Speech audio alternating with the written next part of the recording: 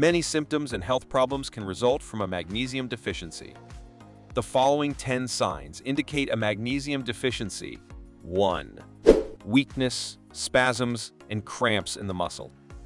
2. Weakness and general exhaustion. 3.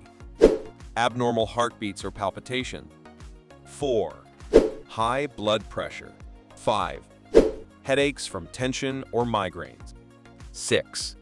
Vomiting and nausea in severe cases. 7. Mood swings such as agitation, nervousness, or melancholy.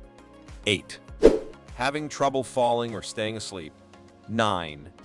Tingling and numbness, particularly in the hands and feet. 10.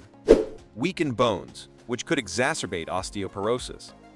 Always seek medical advice from a professional if you think you may be deficient in magnesium in order to receive the right diagnosis and treatment.